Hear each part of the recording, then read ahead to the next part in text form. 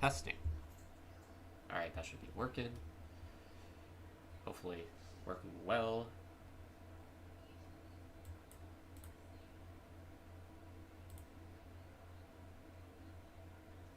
Let's turn this up.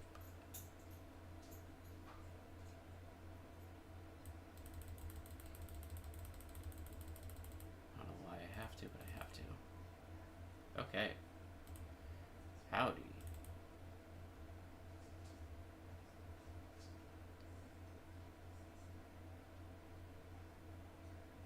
Oh boy. Yeah, let me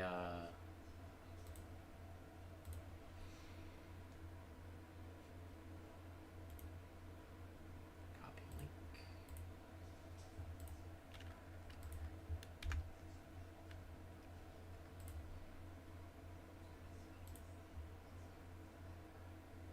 Okay.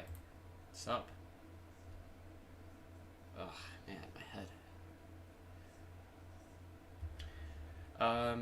I'm not gonna be able to stream for too long today, but I'd like to stream for a little bit.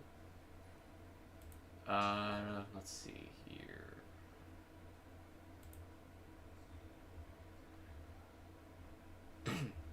Yeah, I mean, like, there's a couple things to talk about. Nothing major. Just,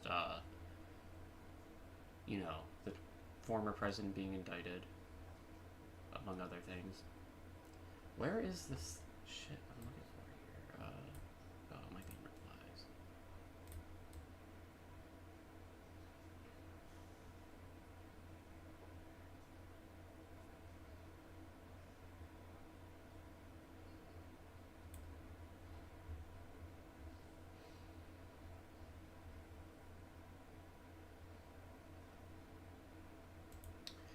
Yeah, so today marks the day.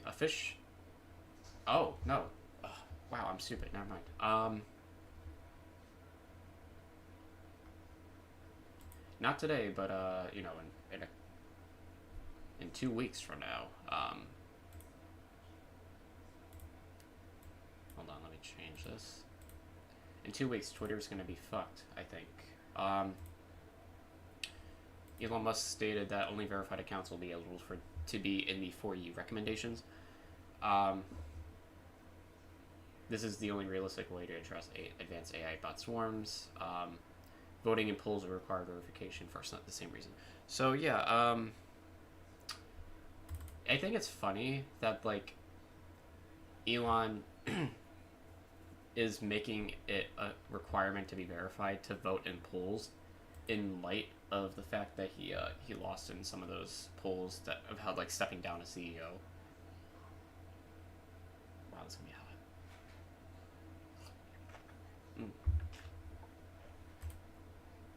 But I have a I don't know. I mean, I'm not a programmer. I'm not a software developer. I don't know anything. But I almost feel as though this is not the only realistic way to fix this. Yeah, I don't know. I guess I shouldn't make any prescriptive statements one way or another because I don't know for sure. But yeah, I guess starting April 15th, we're 14 days away from that. It's gonna be, you know, I don't know. I think because like the only way if this is true, then the only way for people to discover smaller accounts is if one, they get verified themselves, or two, they make comments within verified accounts, their posts and their polls or what have you. I think that's like the only two ways really to if you're gonna be noticed. You know, I'm not verified. I don't pay for Twitter. I know I'm a broke boy. You know, I can't really like afford $12 a month. No, I'm just kidding. Yeah, I don't. It's just more like I don't give a fuck. I don't care that much about Twitter to, I guess, give it money. Like I don't know. I don't think that I don't think like Twitter's gonna die from this, but it's certainly gonna be a worse experience.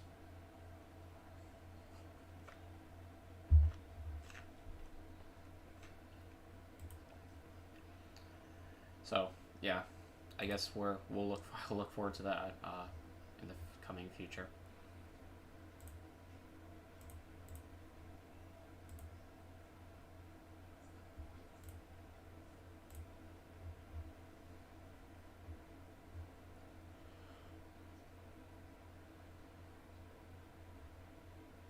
And there's also something else here I'd like to cover.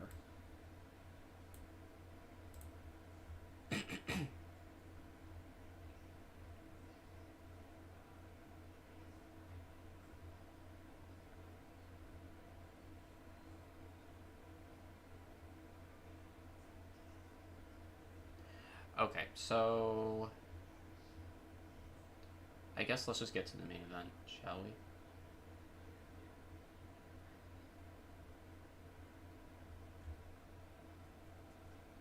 Oh man.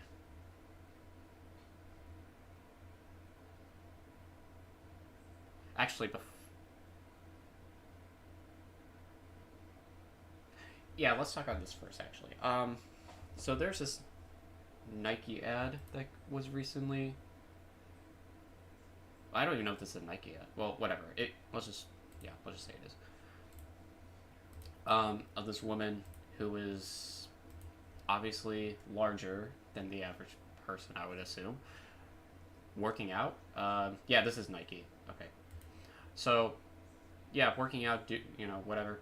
Um, this is just a deranged, and the responses here have been deranged.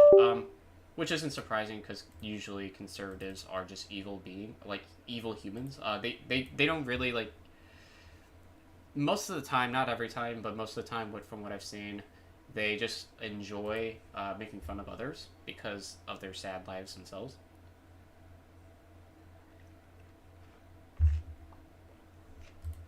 They're always bitching about how people, aren't doing enough for themselves or trying to make themselves healthier. They'll like denigrate the appearance of other people, especially those who are larger, and as such, they'll usually throw in a joke like, you haven't seen a treadmill in your life or whatever, right? Basically, not only making fun of their appearance, but also the fact that they like are not going to the gym or something. Now, with this, I mean, this pretty much this should dispel any uncertainty with respect to what they actually care about, because this is a ad of somebody who is larger, who is actually doing shit like working out, trying to.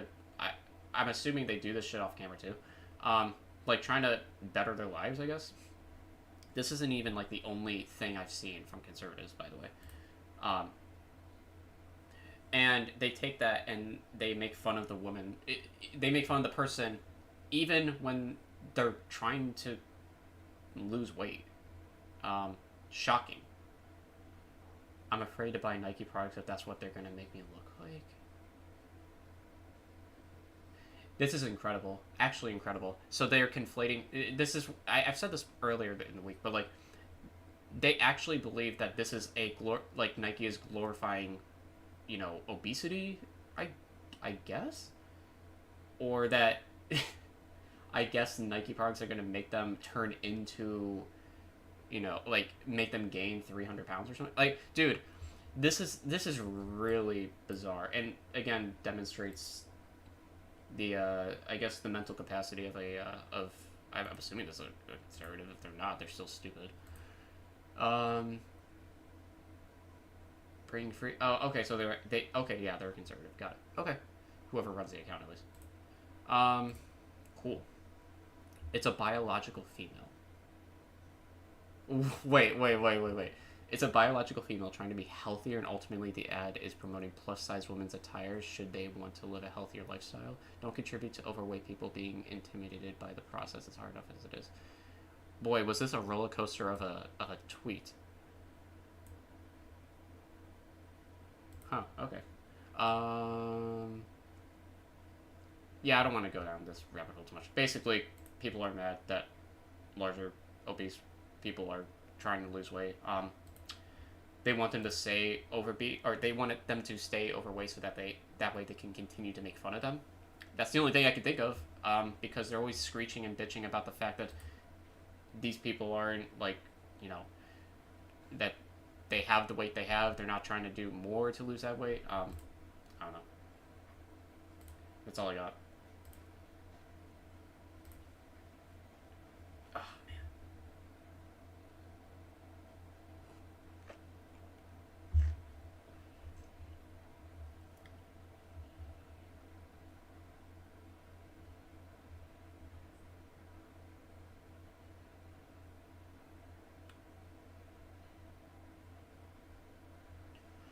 So, yeah, let's get into it, I guess. No, shut up.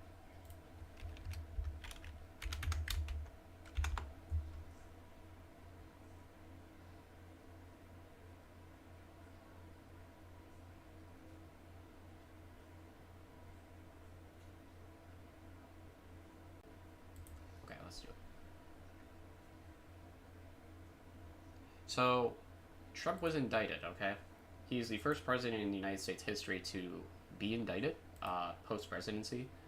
Actually, wait, that might not be true. Um, oh, yeah, yeah, yeah. I think I recall there being.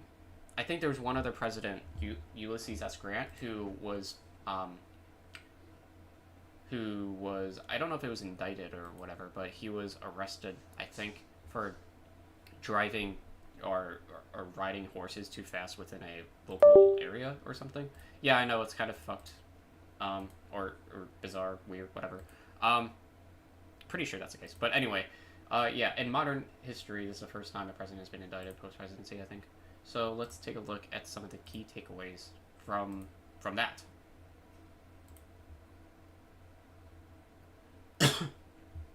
The former President Donald Trump has been indicted by a New York grand jury for his role in covering up hush money paid to adult film actress Stormy Daniels. Manhattan District Attorney.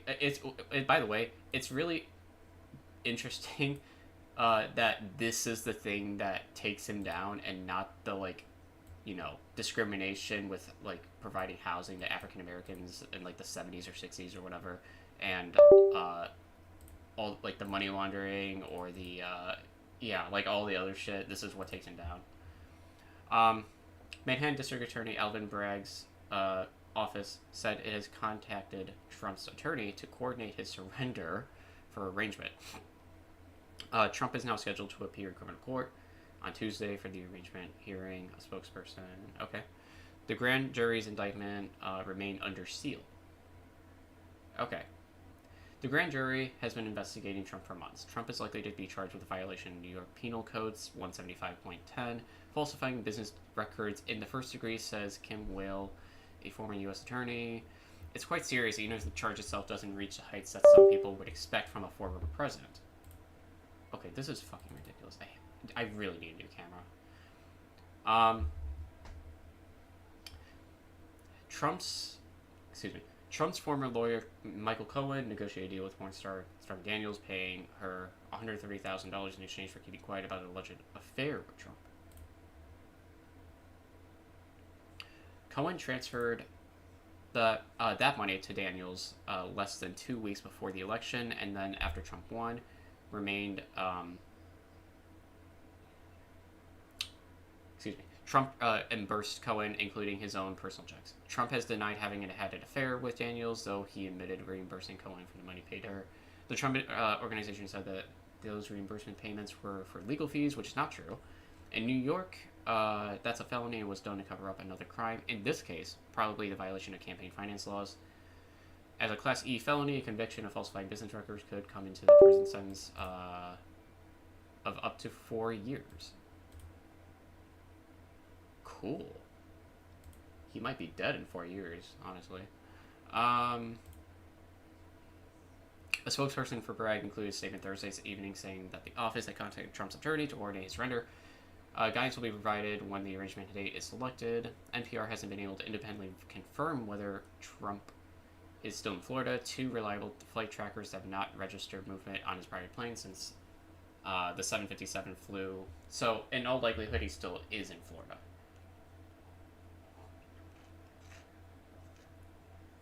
at least based on how DeSantis has been talking, as well as I guess the flight trackers. I don't know.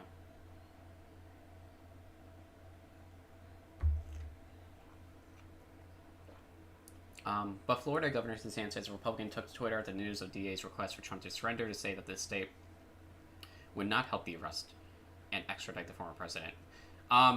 So yeah, he's constitutionally obligated to do this. Whether or not you want to argue what, like, actually, there's no argument to be made here. This is a purely legal argument. He needs to cooperate with federal, or not even federal, but like the Constitution. You know, he has to do this. Yeah, I don't know. It's funny because like these are the same people who also like to claim that they're like law and order, but then like when something affects somebody they like, they actually start crying about it. Though DeSantis has yet to announce his candidacy, he's widely considered to be a top candidate for 2024. Earlier in the month, DeSantis told reporters he wouldn't get involved in the spectacle in any way. I have no interest in getting involved. Okay. He's trying to do a political spectacle. I've got real issues. I got okay, real issues like you know, like banning gender affirming care. Trump and GOP say the indictment is political prosecution. They'll say that about literally anything. Anytime the book is thrown at a conservative or a member of the GOP, it is always interpreted as a political motivation. Which, I mean, I guess we don't know for sure because the records are sealed right now, right? So like when the records become unsealed, we can take a look at it and maybe like come to a conclusion. But right now, as far as I'm concerned, it doesn't seem like the process was unfair or at least illegitimate. You know, as far as I can see here. The former president dismissed the Manhattan grand jury's vote to indict him as a political persecution. The Democrats have lied, cheated, and stolen in their obsession with trying to get Trump, but now they've done the unthinkable. Indicting a completely innocent person in the act of a blatant election interference. Across the board, Republicans echoed the sentiment, added fuel to Trump's campaign narrative of political martyrdom. House Speaker Kevin McCarthy tweeted that Bragg has irreparably damaged the country. Wow, I can't talk today. Damaged our country in an attempt to interfere with the presidential election. Dude, what the fuck? Do they have any fucking, like, evidence of this? Like, the DA, I mean, like, the records are sealed as of this moment, or the indictment is. So, coming to any conclusion one way or another is fucking bonkers to me. Now, historically, you know, conservatives have decried the use of political persecution anytime the book is thrown at them, and I will admit that, but, like, in this circumstance, I mean, like, I don't know for sure, right, because, like, the records are sealed, but, like, the fact that people come to this, like, outright conclusion here because, you know, their favorite boy, Donnie Boy, is getting, like, you know, indicted, is just, like, obviously, like, just, yeah, it's, like, partisanship, you know? But, like, they'll never substantiate this with any evidence other than, like, their feelings. Like, they're trying to incarcerate Trump because they don't want him to run in 2020, like, or 2024. It's all speculate. Yeah. Anyway. Oh my god, all this is just them bitching. Blatant abuse of power from the DA focused on political vengeance.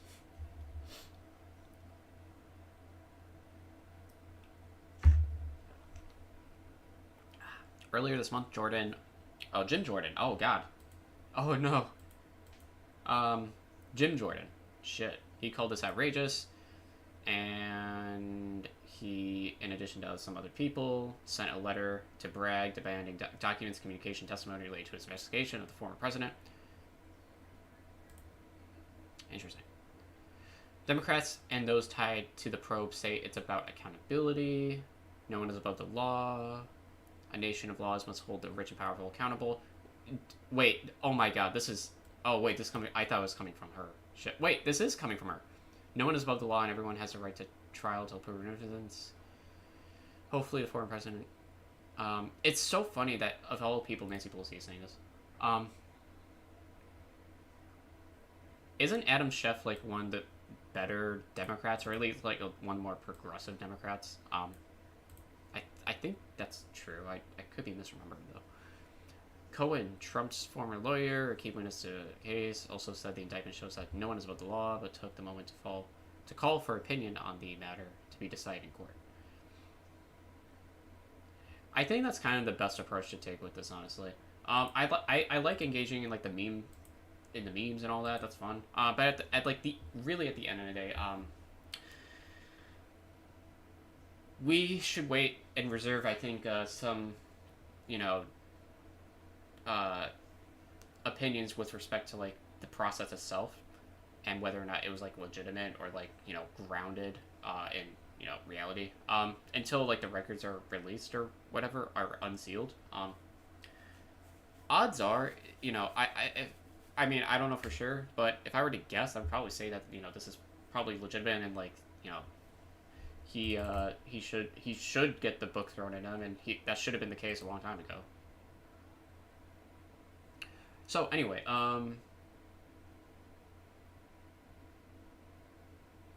he's got a lot of legal shit on his plate. Anyway, that is just the tip of the iceberg here. I'd like to examine some of the responses from conservatives. Maybe not a lot of them, but I'm gonna have to find it though.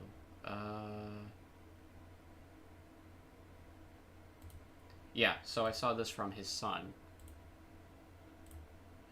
Our corrupt elites aren't threatened by violent criminals on the streets because all of them have private security. They don't care if normal people are being terrorized, but they are threatened by Trump, which is why they're willing to turn us into a banana republic. It's so funny that these are the same people who decry the corrupt elites when literally these people are the exact same shit. Like they're in this, their knees are just as deep in the swamp as any other politician.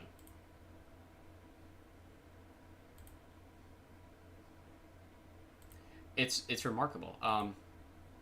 Stones and glass houses, am I right? Also, he released a statement. Actually, let me take a look here. Trump released a statement. I have to go to my links. I think.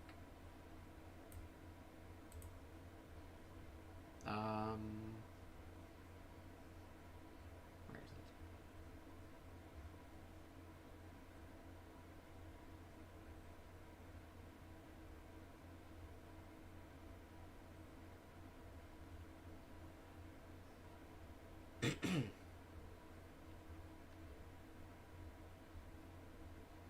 Hold on one sec.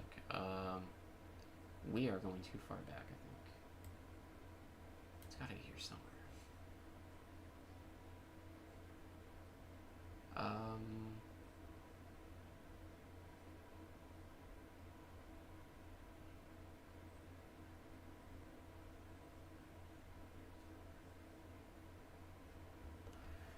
Okay, I'm gonna have to find it. Google.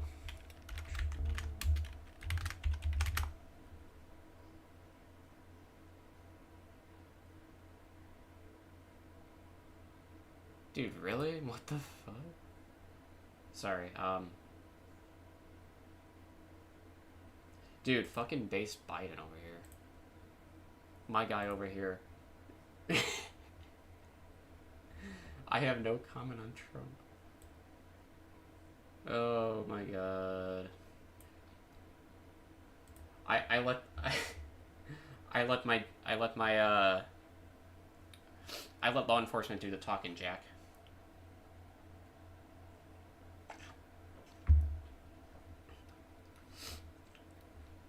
If you don't want to do the time, don't do the crime. Alright. Dude, I will not be able to find this, unfortunately. But that's not a big deal. Basically his comment, or Trump's response to this has basically been, this is a witch hunt. They've been out to get me forever since Russia, and the Mueller probe was fake, and the hoax. Yeah, I mean, like it's mainly just him like bitching and moaning. Yeah. So anyway, nothing really. You're missing out on that. Anyway, what does this all mean? Well, I think it's just funny, personally. But the extent to which this will influence his ability to run in 2024, I'm pretty sure it has basically no significance because, like, I'm pretty sure you can like run while you're in like incarcerated, right? I am fairly certain that's the case, but I could be wrong. Um, Regardless, politically, this only feeds into his martyrdom, which there's really nothing you can do about that because like if he does something wrong and like he gets like held accountable for that legally, it doesn't even matter the legitimacy of it. It will always be questioned and scrutinized, and um, uh, it will always be like rejected, I guess, by his like supporters. Now, don't get me wrong. I think that people who are charged with something should have a right to a trial and all that shit, and that's totally reasonable. However, what I'm more speaking to is like is the fact that his supporters will, regardless of the legitimacy of what the investigation comes to be, people are still going to find ways to like poke holes in the credibility of that, I guess, and try to make it seem as though that Democrats are out to get him, because he is a threat to the establishment. So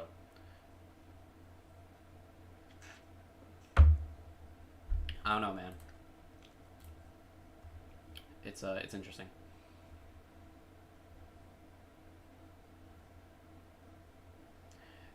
But I don't know. I guess we'll see what happens.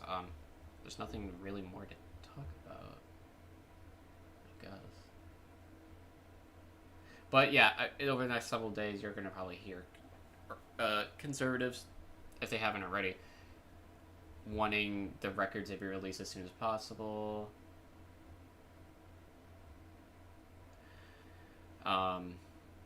There's probably a process to that, so I wouldn't expect that to happen anytime soon.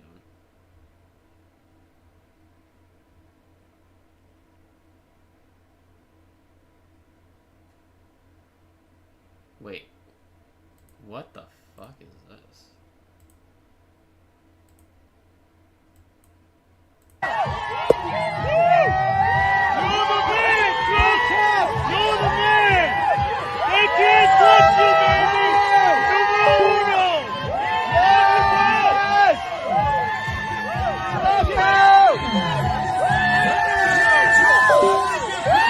I am going to kill myself. Oh my god. Sorry. My camera, it's unbelievable. I'm going to need a new camera because this shit freezes every second. I don't know if it's the camera or the software, but it's probably the camera.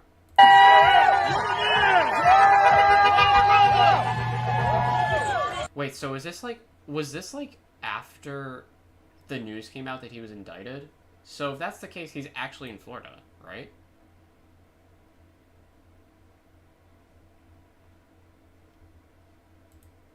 That's got to be the case. Well, I don't know. I have no idea if this was before or after. Man, does this guy have an ego trip though? Jesus. All right, cool. Oh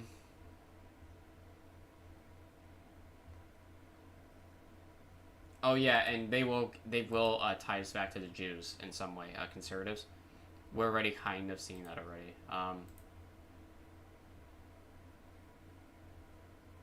Where is it? With DeSantis, this tweet here recently. And it's gone. Of course it is. There we go. Okay. So, yeah, this was what DeSantis said. The weaponization of the legal system to advance a political agenda turns the rule of law on its head.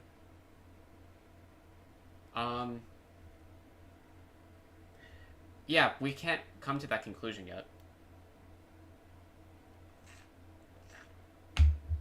It's un-American. The Soros-backed Manhattan District Attorney has consistently bent the law.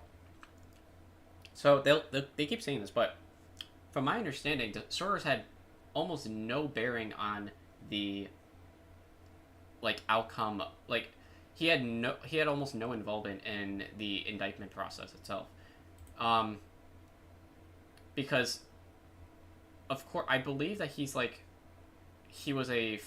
funded the office itself, but he wasn't involved in the actual legal process or the investigation that led up to the indictment. Um, I don't think that's like, yeah, I don't know. I guess I have to look more into it, I guess. But regardless, this does function somewhat as a dog whistle because like they conservatives, especially DeSantis, or people like DeSantis, excuse me, have like always dog whistle to the JQ, and yeah, I don't know, man, it's pretty fucked. And I only brought that up because well, I don't know, I remember this. I keep getting notifications on this shit. Yeah. Anyway, yeah. I believe I believe this to be a dog whistle, even if this, because like saying the stores back Manhattan District, like to what extent is he backing the Manhattan District Attorney, like actually, um, like, and plus, of what relevance is this with respect to the investigation process itself? Because the people conducting the investigation are responsible for making the decision as to whether or not Trump violated any kind of laws and should therefore be indicted. Um, I don't know, but that's that. Okay.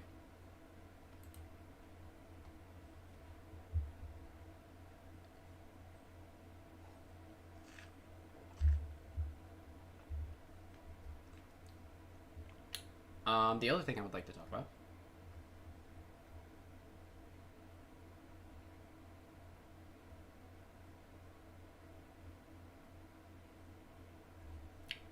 is hold on, let me bring it up.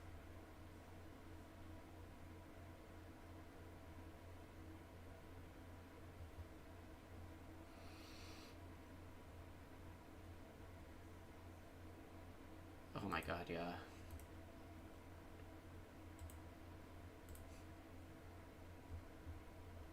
Okay. I gotta get all this shit ready here. Oops.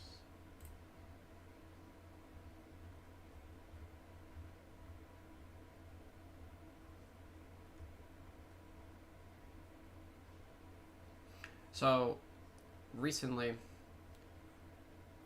there was a trans individual who committed a mass shooting in Nashville. It was a tragedy,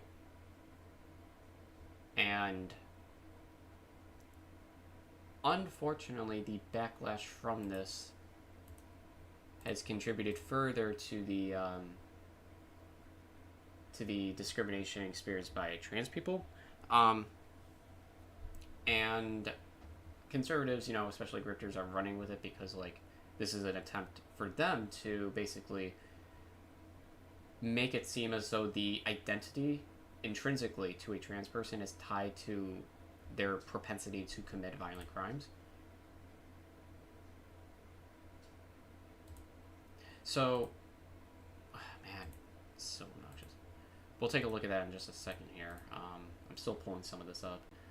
But regardless, yeah, I mean, it's really like I don't want to downplay any kind of like mass shooting, obviously, but an overwhelming majority of the shootings that take place in the United States have been conducted by cisgender people. Now, that doesn't mean that I think all cisgender people or a majority will end up committing a mass shooting, or that I think that it's not unreasonable, however, to based on the number of mass shootings, to conclude that if you're cisgender, if there is a mass shooting, then the likelihood of that person being cisgender is greater than that of a trans person. But it doesn't matter because conservatives have taken it upon themselves to again tie the identity of the people to their propensity to commit said mass shooting or crime or what have you.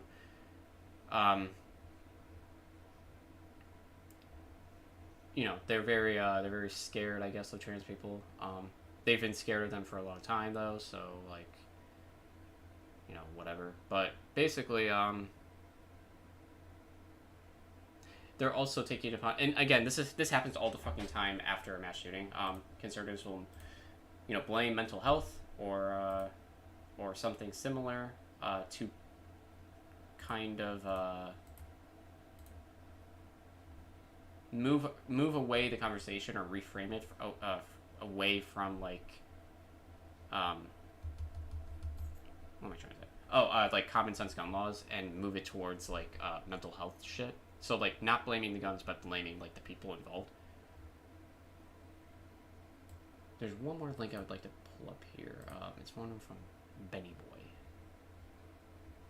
If I can find it.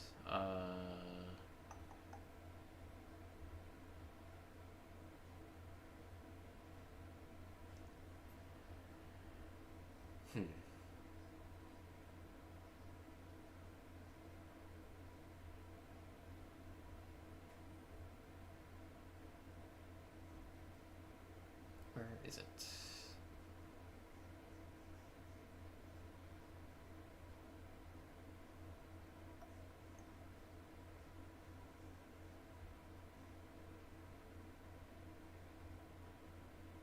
Here we go. Okay, so let's begin here. Actually, let's begin with taking a sip of coffee.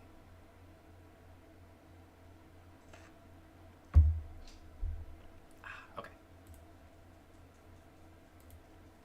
Candace Owens coming out with a stellar take. Okay, definitely one rooted in reality and not bigotry or ideological predilections. Nothing like that. This is basically a bulletproof, logic-proof take. Pedophilia is. Oh my god, I'm sorry, I can't do it with a straight face. Pedophilia is the next step from transgenderism. If grown men like Dylan Mulvaney can identify as little girls and be accepted as such, then what will you say when they self-identify as a little girl, says that he likes little boys? They will say age is a social construct. Nobody's saying this except for psyops created by conservatives or far-right think tanks. I have yet to met a single person who is who has sincerely believed in the idea of age being a social construct. This is usually referred to as transageism, I think, which is something that isn't like adopted or respected by the broader LGBTQ plus community. This is something I believe created by conservatives, if not at the very least perpetuated by conservatives in the form of a psyop. The writing is so obvious on the wall. This is why they are so obsessed with teaching children they can pick their gender. This is the reason why their entirely illogical insistence on drag queens reading stories in elementary school children.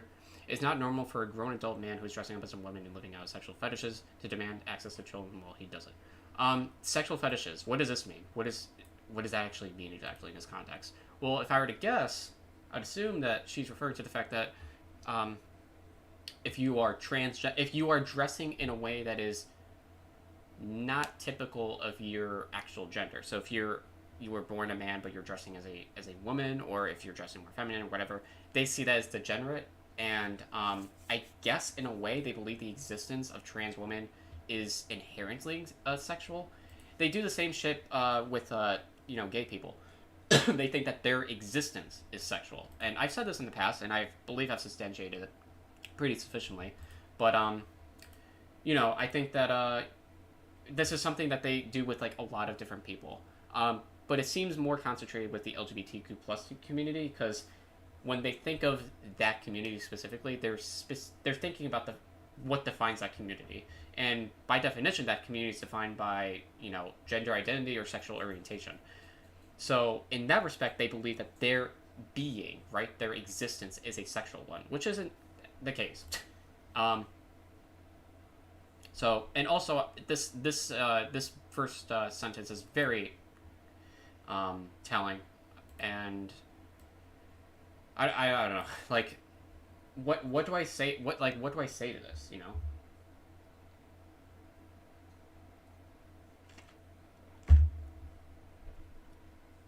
I don't know. And it's funny that they decry the dangers of trans people in the presence of a child, when conservatives have been openly tolerant of child marriages, which is basically a form of grooming. Oh wow, This camera is driving me bonkers today. So they continue to maintain these child marriages across the country, but at the same time are bitching and moaning about trans people existing in the same spaces as children. So that's nice.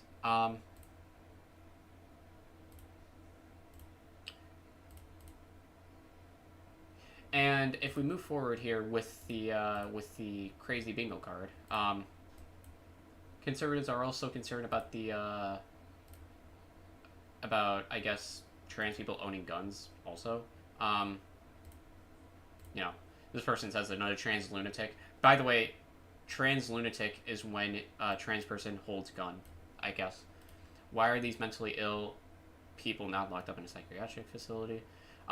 It's not really uncommon, I think, for people who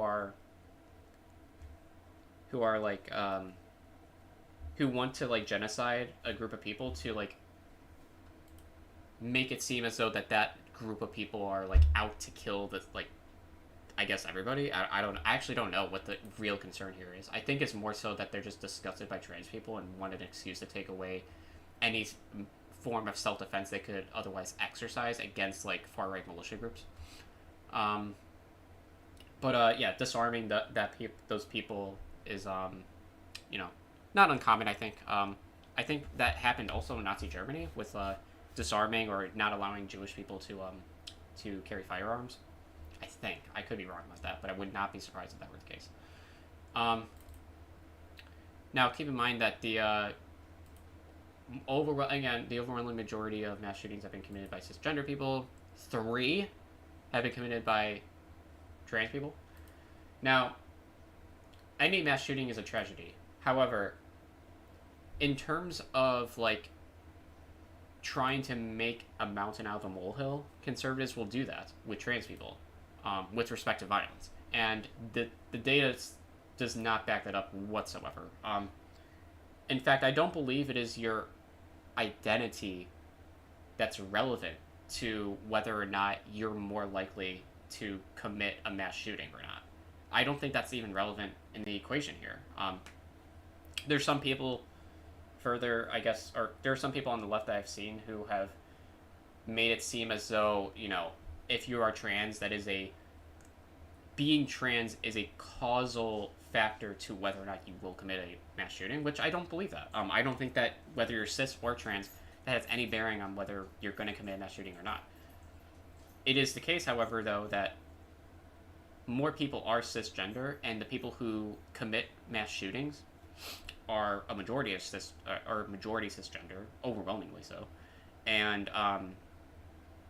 I think more so to look into is like, where I think like this could be an interesting study to conduct, but like in terms of mass shootings, like what are the things that cause people to commit mass shootings? Like what are the actual causal factors? An intuitive response to that would be like mental instability, which I'm sure is true. But also I think like where you live is important too, because like if you live in a state where access to guns are more, ubiquitous, then like your likelihood to commit mass shooting is probably higher because you're going to feel more enticed if you're already like, on the precipice of, engaging in that kind of, activity. So like red flag law, that's why red flag laws I think are super important, and could really be beneficial in mitigating at least some of the mass shootings that take place.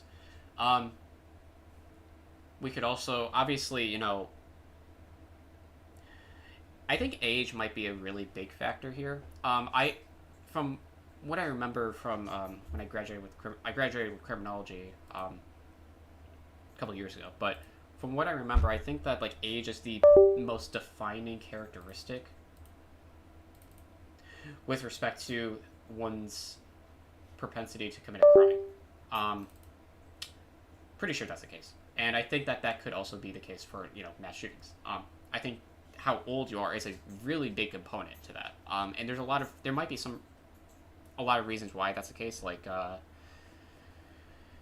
if you're I don't know. What is the average age of a mass shooter, actually?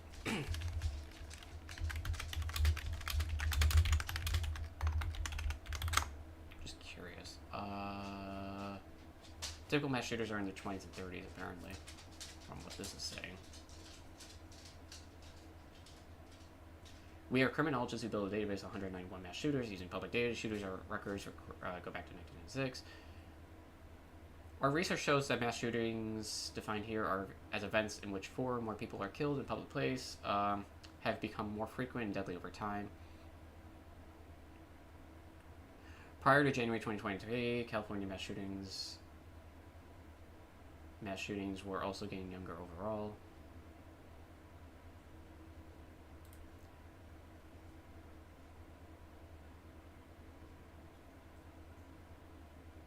I'm just mass reading this at once.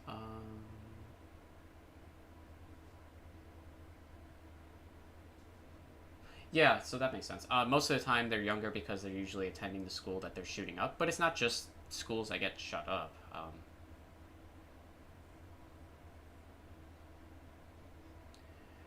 I want something a little more really concrete here.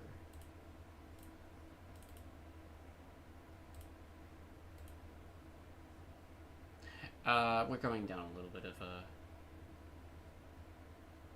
rabbit hole. I don't think it's necessary, but I'm just curious. Mass shootings have been increasing over time. That's not surprising.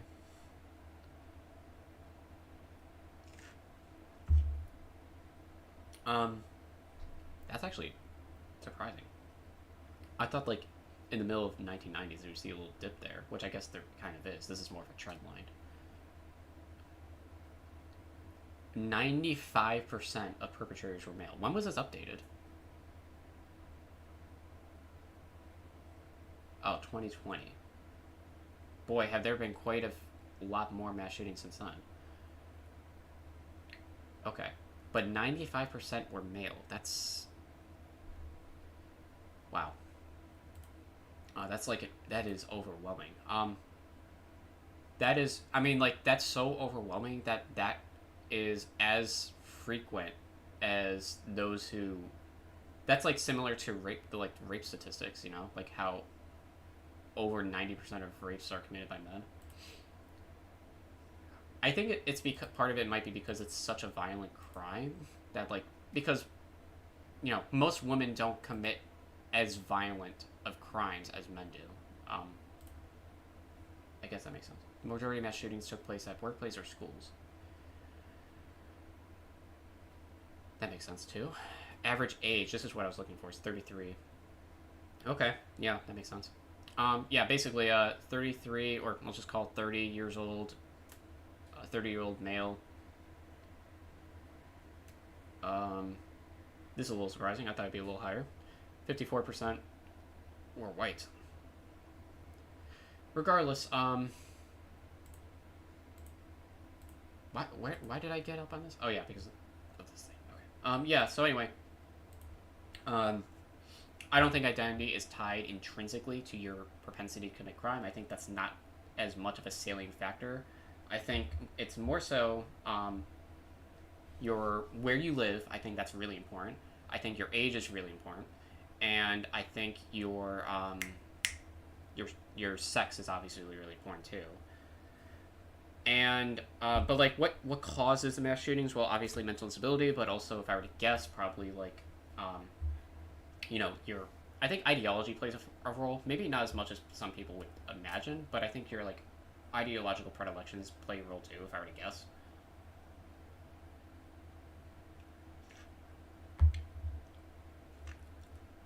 If you really want to get into weeds of it, I would say like some people, you could take it down to like, you know, how society, like the expectation society has with men, because a majority of the people who commit mass shootings are men.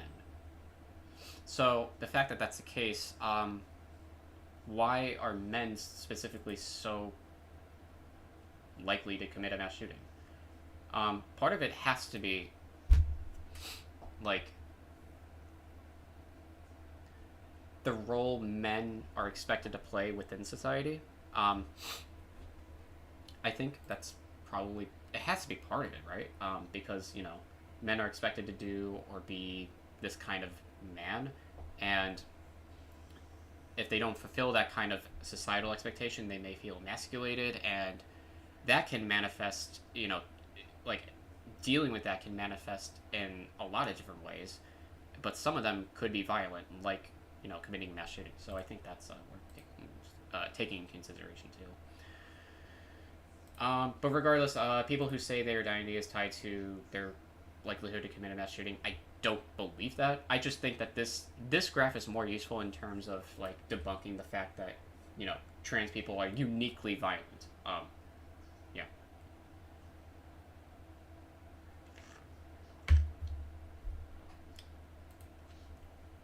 But notwithstanding that, conservatives have also taken the note of looking at like mental illness. What if we treated symptoms of mental illness as worthy of care, rather than acts of heroic resistance to the system, worthy of societal celebration and incentivization? On the face value, this isn't a terrible tweet, I will admit. However, I know Ben Shapiro is a grifter and doesn't actually care about what he says for the most part. So it's worth noting for the audience of Ben Shapiro that it is the conservatives who tend to defund mental health services. In the wake of the Texas shooting that took place last year, I think in Uvalde, Abbott was supposedly cut more than $200 million from the departments that handles mental health resources. Additionally, on a separate occasion, 205 Republicans vote against bill to expand school mental health services. Now, these are not the only instances where Republicans cut mental health resources. During the Trump administration, when he was proposing new budgetary recommendations or whatever outlines, some of them included cuts to certain departments that would have otherwise disseminated resources for mental health, purposes. So, in the past, conservatives have proposed budgets to cut basically welfare as well as like mental health resources, but they'll also use that as an excuse to just to kind of shift the conversation away from the guns anytime a mass shooting is taking place.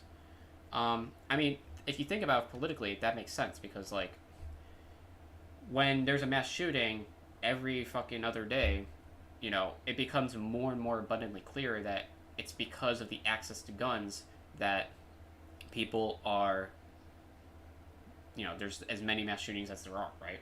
It's not the only thing, of course, but it's definitely a component to it. Now, when that's the case, you have to do anything basically. So I guess, for conservatives, their best political move optically is to, say like, we can't politicize this right away. This isn't a gun issue. This is a mental health issue.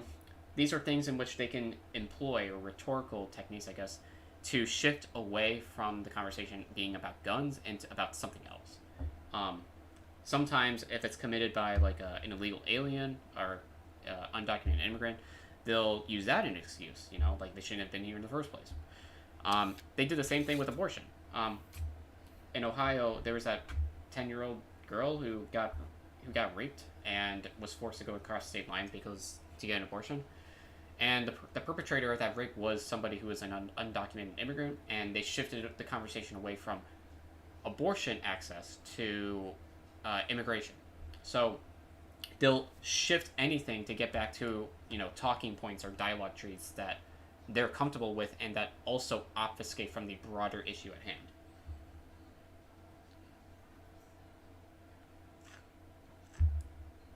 I don't believe conservatives are unique in this respect. Democrats have also employed that kind of rhetorical technique, and it's just something politicians do, something political activists do as well, and it's really like their best move, I guess, in light of recent events. Now, it happens to be the fact that better gun control is just better for society, and like red flag laws and shit like that. That's gonna be like objectively good, but it doesn't matter to a conservative because at the end of the day they receive shit ton of money from the NRA, and they're not. It's not in their interest, I guess, financially to like, actually care about the betterment of society. So I don't know.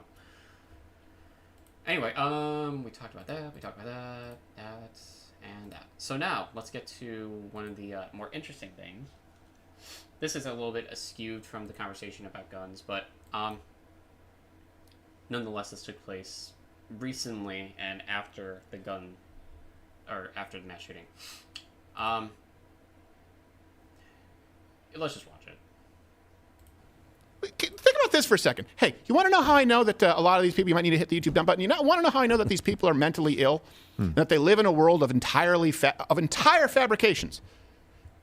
What is the trans genocide? How many memes have you seen? Trans genocide. Yeah. Genocide means to kill, means to eradicate, to kill, dead. Where is that happening?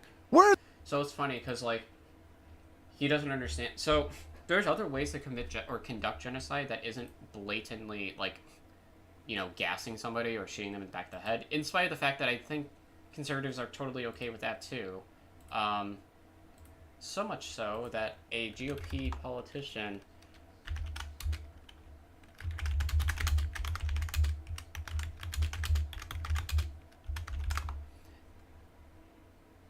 Yeah, here we go. So it's really interesting that conservatives will say, "Where's the trans genocide? I don't see it anywhere." In spite of the fact that like GOP members or ex-GOP members have called for the firing squad of trans rights supporters and their political foes. Some of you all still don't want to try to find political compromise of those who want to groom our school-aged children and pretend men are women. I think they need to be lined up against a wall before the firing squad is sent to their early judgment. So yeah. No, we don't. Yeah, I don't see a genocide. There's no actual dead bodies. Even though there are, first off, but also the fact that they're totally okay with, I guess, lining them up and shooting them in the back of the head. Yeah, 100%. These are a totally. This is totally not genocidal rhetoric. Where are the mass graves of transgender individuals? So again, many trans people experience discrimination. This can manifest through interpersonal communication or through legislation, right? Now, with the legislation part, this is kind of the thing that most people are referring to when they call something a trans genocide. Now, it's not a genocide in the traditional sense, I guess, like the Nazi Germany kind of genocide. But we are building up to it, I think, in a way, because when you start creating pieces of legislation that are essentially like legislating out the existence of that group of people, whether it's banning gender-affirming care or banning them from, going into sports in their school or whatever, right? This leads up to something I think that's dangerous and that we have seen in the past. I mean, I hate to draw the parallels here, but they're pretty clear to me. With Nazi Germany, they began by legislating away some of the rights that Jewish people should have and launched massive propaganda campaigns against Jewish people to make it seem as though they were or are the downfall of Germany, right? We're seeing something similar here. Like trans people, maybe not like the downfalls of our society, but like, they are after your children, they're grooming your children, they're sexualizing everything, and now they're committing violence against people, but the mass shootings. So there's that massive propaganda campaign, and also there is pieces of legislation that is being configured based upon the lies that are perpetuated by this group of people, by conservatives. But with trans genocide, I think that it is hyperbolic to an extent, but at the same time it's not, because conservatives are creating pieces of legislation that essentially eradicate the existence of a trans person. If they're not able to seek that gender affirming care, then they can't fulfill their lives in a way that's meaningful, which by extension could result in further suicidal ideation, which obviously has dangerous consequences down the line. More people will die as a consequence of there being a lack of access to transgender healthcare. So in a roundabout way, this kind of is like genocidal. Because of, I'm sure there are a few shootings that take place that are inter-gang. I'm sure there are a few transgender members in the Crips, right? They left prison, they became someone's bitch. What is he talking about?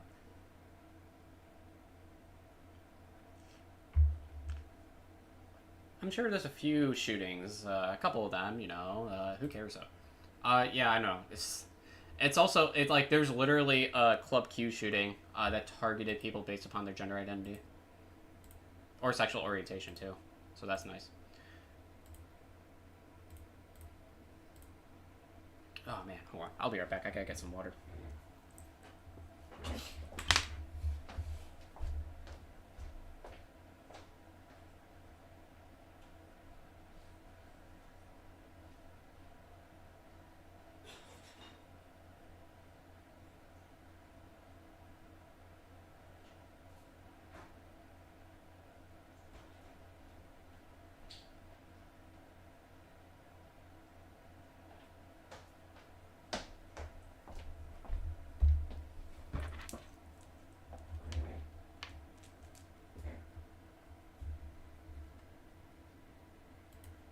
Oh, cool. All right.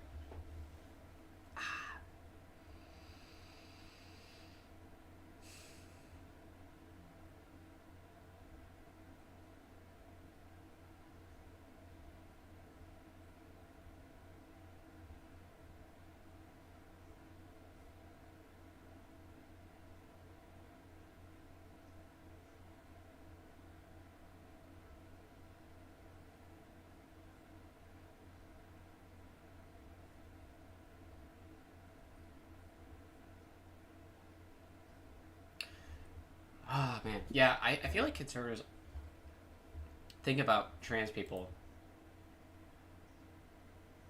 way too much.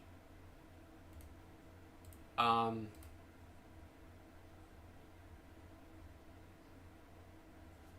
yeah. Like, I don't know, man. I think there might be, like, I think there might be a, you know, it's like rent free up in their heads, I guess, because like all they think about are trans people. Um, where is the? Oh, no, no.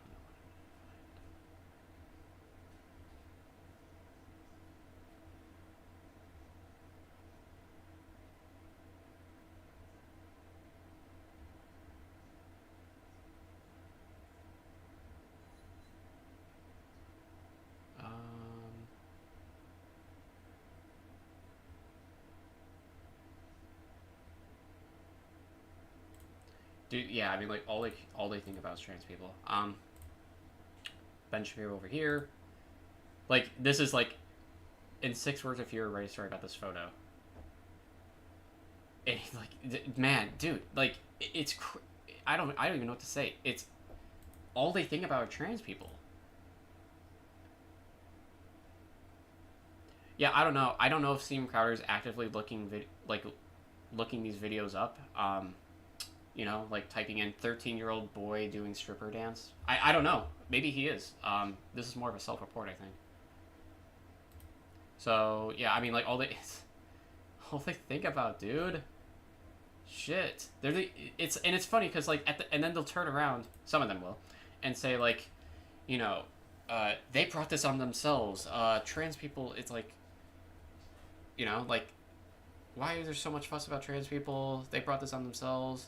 They started this war, in spite of the fact that conservatives were the ones who initiated the moral panic surrounding trans people, as well as always talking about them non-stop.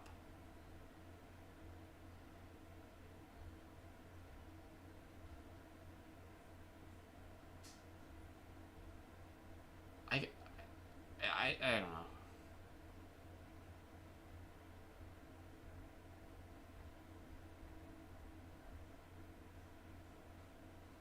Hmm.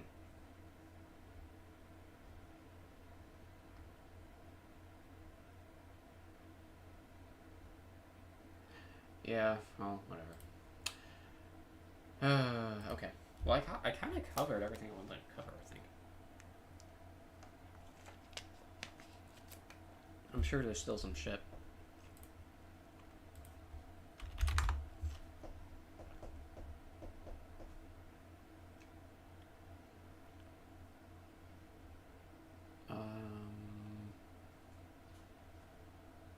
Oh man, yeah. There's I've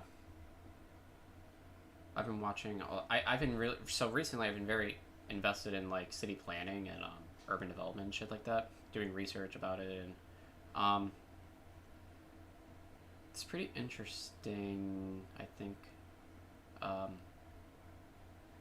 it's one of those things that's like not like a super you know, flashy kind of, I guess, topic politically, but it's very important, I think.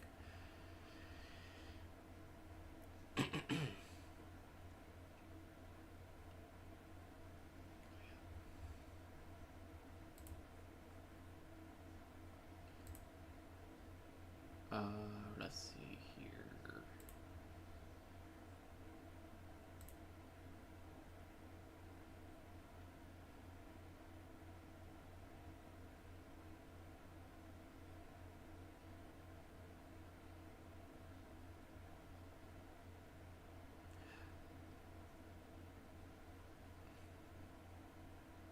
Okay, anyway, yeah, today wasn't gonna be a super long stream anyway.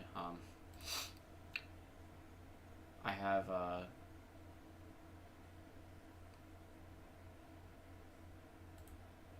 oh shit, what is this?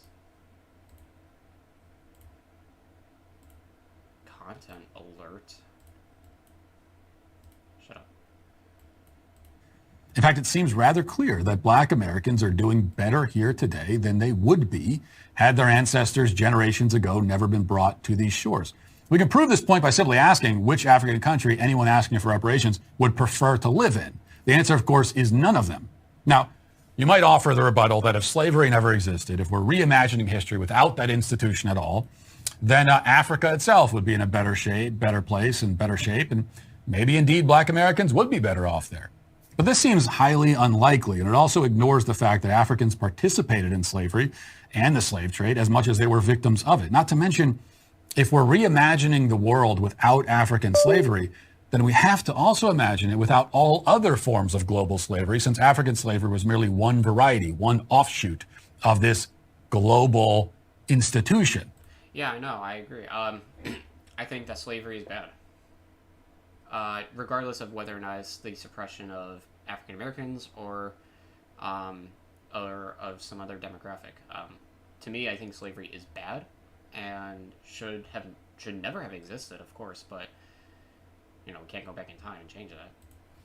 And now we have totally, at that point, rewritten the history of the world in a way so dramatic that it's absolutely impossible to say which individuals today would end up worse or better in this alternate universe. I mean, if you go back in time and get rid of slavery from the entire world, you have it's impossible to say what the world looks like right now.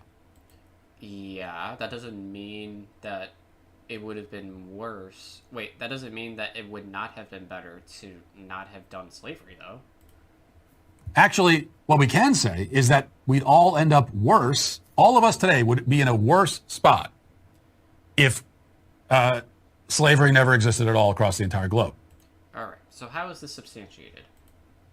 Because a change that significant would likely shift the course of events in a way that would mean none of us would even exist. It would be a world full of other people. So this is a ridiculous argument. You could basically say the same thing about literally anything that has happened in the past. If a butterfly was or if like a worm was stepped on 200 years ago by a horse, the entire spectrum of the universe would have shifted, and maybe I wouldn't have existed or something. This is this is a ridiculous line of reasoning. It's unfalsifiable as well, because how can you make any claims one way or another? You don't know for sure. Maybe history would have been better, or maybe we would have been better off, humanity. This is ridiculous. Who are not us.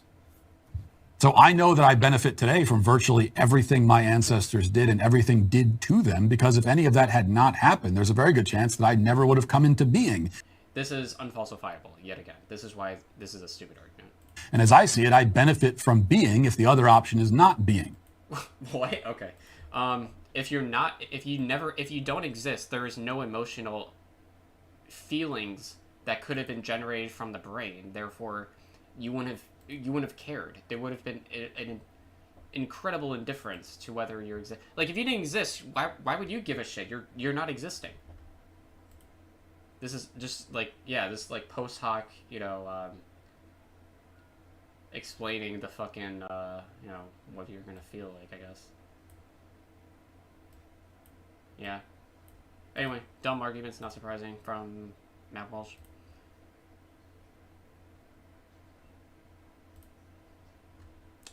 Anyway. Yeah, I think that's it. I think we gooch.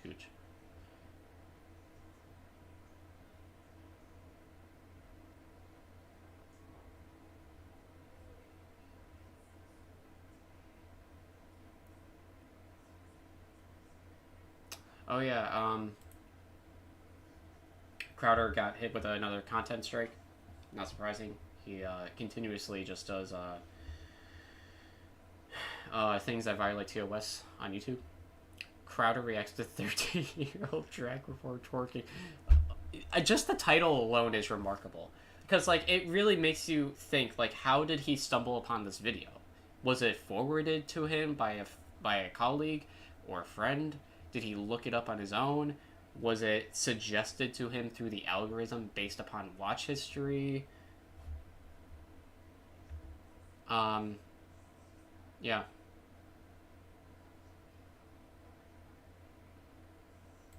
Anyway.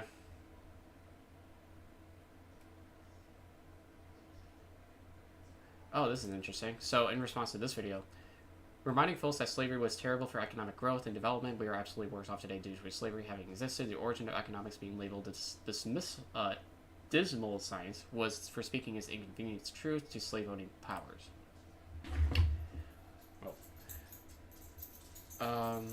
White plantation owners, he said, ought to force black plantation workers back in their servants. Economics somewhat inconveniently didn't offer hardy defense.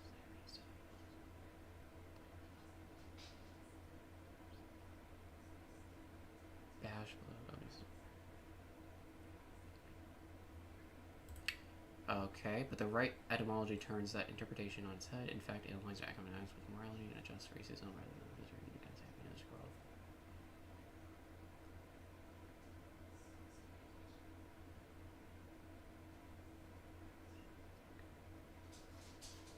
I would have to look more into it. This could definitely be the case. I'm not going to dismiss that for sure, but I would feel more comfortable looking into it before saying whether or not this is actually true or not. It could very well be true. In fact, I would not be surprised if it were true, but I don't really get an adequate enough explanation based on these screenshots, I think. Regardless, it doesn't matter because this is a ridiculous argument to begin with because it just appeals to a metaphysical universe that has never existed, so we can't really compare it to anything. That's why, this is unfalsifiable.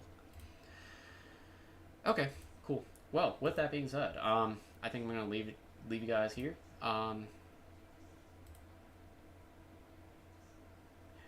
Yeah, it's going to be it's obviously a short stream today because of, I have some people coming over today, some friends coming over, and then we're going to go to, a bar, play some pool, have some drinks, and then go to dinner, and it's going to be a fun day. So, anyway, hope you guys have an equally fun day, and I will see you all next week. Take care.